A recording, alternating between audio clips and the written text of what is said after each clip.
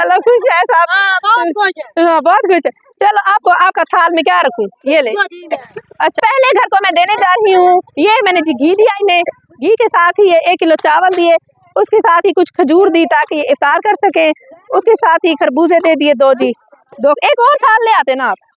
अच्छा चलो ये छाबी में ये रख ले ऐसे, चलो ऐसे ठीक है।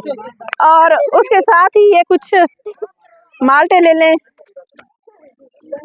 और पकड़े पकड़े पकड़े पकड़े बाजी पकड़े पकड़े पकड़े पकड़े बिस्मिल्लाह बिस्मिल्लाह। और उसके साथ ही ये केले, उसके साथ ही ये अमरूद। चलें बन गई इफ्तार। हाँ। पक जाएगी अच्छी। चलो ठीक है, आपका भी बहुत शुक्रिया। ठीक है एक घर फुल भर के जा रहे हैं इफ्तार अपनी, अभी दूसरा घर आता है। बिस्मिल्लाह करते हैं, ये दूसरा घर आ गया है। सेम वैसे ही हम लोग करेंगे।